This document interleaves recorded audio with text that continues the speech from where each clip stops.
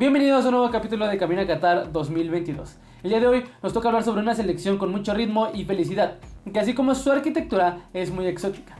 Hoy hablaremos sobre Camerún, el país lleno de naturaleza.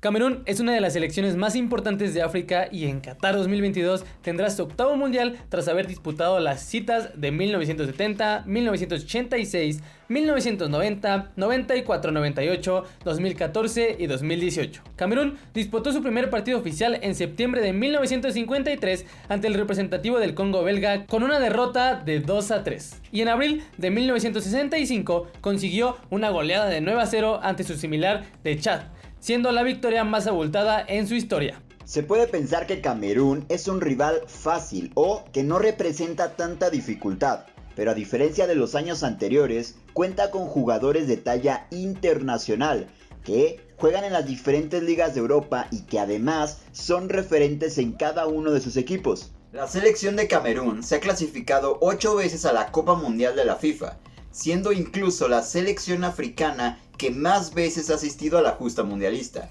Por lo tanto, no estamos hablando de cualquier selección, sino de la más representativa del continente. Seguiremos muy de cerca a esta selección camerunés, que de la mano de su portero André Onana o Vincent Aboubakar, y junto a esto el espíritu del ya retirado Samuel Eto'o, seguro nos darán muchísimas sorpresas y un vistoso juego en la justa mundialista. Pero ya hablamos del deporte, ahora vamos a adentrarnos qué tanto se ha avanzado en la parte arquitectónica. Y ya les digo yo que también es un deleite. Camerún está ubicado en la África tropical. Y para entender su arquitectura, primero tenemos que detenernos y entender su geografía y cómo está distribuida su naturaleza. Bueno, Camerún cuenta con la segunda riqueza forestal más grande de todo el continente africano. Y se estima que hay alrededor de 300 especies viviendo en sus más de 22 millones de hectáreas. Camerún está ubicado en el centro de África y de su lado norte cuenta con desiertos y estepas secas. Yéndonos al centro norte encontramos pastizales secos, sabanas y un par de volcanes que antes tenían vida. Del lado del occidente centro de Camerún encontramos un clima boscoso y lleno de vida, una zona llena de cultivos y mucha agricultura. Llegando a la costa encontramos un clima tropical. Si nos pasamos al sur del país encontramos un clima ecuatorial con bosques muy frondosos. Y por último, en la región este encontramos sabanas muy secas. Excelente. Ahora comprendido esto, vayamos a adentrarnos un poco en su historia. Y ya sé que muchos de ustedes van a decir, ¿para qué es relevante la historia si vamos a hablar de la arquitectura, de los monumentos, de ingeniería o de infraestructura? Pues bien, realmente es importante porque no solamente vamos a hablar de mezcla de culturas presentes en la región, sino también incluso de dos naciones que estuvieron presentes en la reunificación del mismo país. Ahora bien, las primeras personas que habitaron Camerún fueron los pigmeos, o mejor conocidos como los Baka, un grupo de gente africana que se estableció en el área selvática inaccesible del Congo. La cultura Sao representa la segunda cultura después de los Baka, que aparecerían alrededor del lago Chad en el año 5003, y esto dio paso al imperio Kanem-Bornu. Las culturas africanas se fueron expandiendo a lo largo del continente y con el tiempo cada una desarrolló sus tradiciones. En Camerún, sus culturas se definirían en el año 1200, estableciéndose en el área de la zona boscosa, lugares templados que les daban todo lo necesario para sobrevivir. Sería aquí donde se desarrollaría la cultura Bamileke, la cual dio lugar a una de las primeras arquitecturas de este país. Ok, pues es claro que la historia forma parte contundente de su arquitectura. Y bien, ya dejamos un poco el panorama sobre este inicio arquitectónico de las tribus y de las civilizaciones. Pero vámonos a quedar así, un poco con lo general, para adentrarnos ahora sí en la parte arquitectónica y hablar precisamente de la arquitectura Bamileke. Esta arquitectura surge en los años 1200 y tuvo su auge en el año 1500. Se caracteriza por tener mucho ornamento en sus ventanas y puertas. Aquí se utilizaban dos tipos de columnas. La primera es la rectilínea, las cuales eran esculpidas con el propósito de representar a sus deidades masculinas, y la segunda es la curvilínea, la cual representaba a las deidades femeninas. El material elegido para esta construcción fue la madera. Al estar en un ambiente rodeado por este material, era fácil utilizarlo y transportarlo a sus aldeas, eligiendo los árboles de Tec, Bilinga, Sapele, Iroko y Afromosia. La particularidad de esta madera es no pudrirse y resistir la humedad de la zona, además de dar una gran firmeza por su espesor. Como se puede inferir por lo ya visto, una de las artes que tiene esta comunidad es el tallado en la madera, la cual se transportó a su arquitectura representada en sus puertas y fachadas. Los techos de sus viviendas están hechas de palapa, madera y algunos más exóticos de metal. Y bien,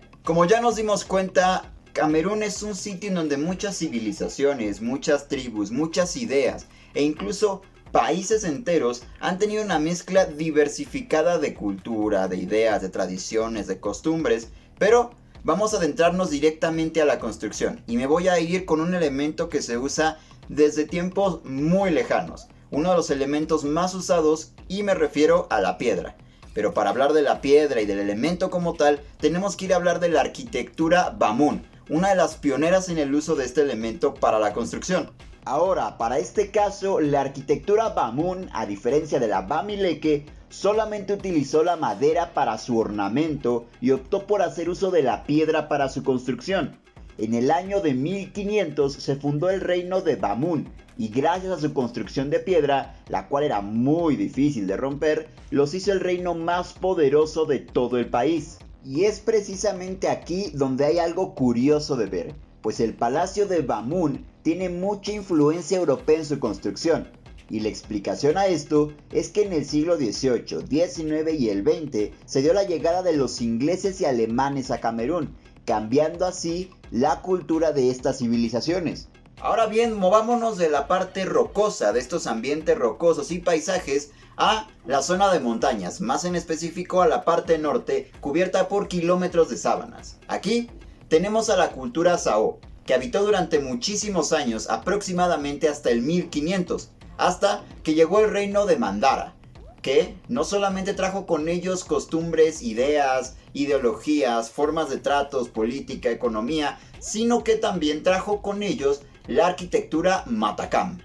A diferencia de otras civilizaciones, estos no se pudieron desarrollar tanto gracias al surgimiento del Islam en ciertas zonas, frenando así su crecimiento, pero dejándonos construcciones memorables como Magumas, las fortalezas de Kirdi, la aldea Kutev, Gizia, entre muchas más.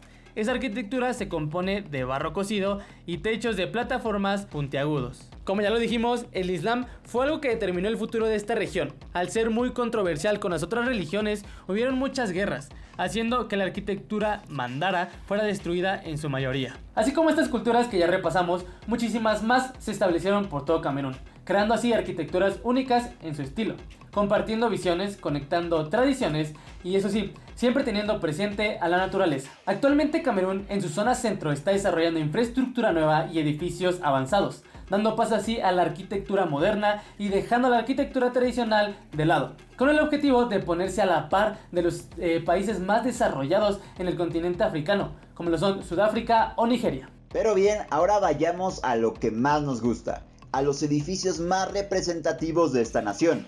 Y nuestra primer parada es la Catedral de San Pedro y San Pablo, o mejor conocida como la Catedral de San Pedro y San Pablo de Douala, que está situada en la ciudad del mismo nombre, una localidad del país africano.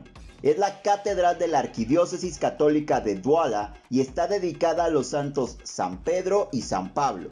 La Catedral de San Pedro y San Pablo fue construida en el 1936 por padres espiritanos de Francia y se basa en el legado de los padres palotinos. Nuestra segunda parada por excelencia es el Museo Blackitude, que es un museo etnográfico en Yaoundé. El proyecto del museo comenzó en marzo de 1998 a partir de un compromiso de su presidente fundador, Su Majestad Ngonab, a través de un profundo deseo de salvar lo que queda del patrimonio artístico en Camerún. Como miembro de la familia real, Bahok protegió y preservó cuidadosamente las colecciones de objetos de arte que fueron legados tanto por su padre como por los reyes de otros cacicazgos, como Bamileke Plateau del oeste de Camerún. Ahora bien, vayámonos a la parte deportiva, pues tenemos al estadio Paul Biya, también conocido como el estadio de Olembe, pues está ubicado en la ciudad del mismo nombre, es un suburbio de la ciudad de Yaoundé.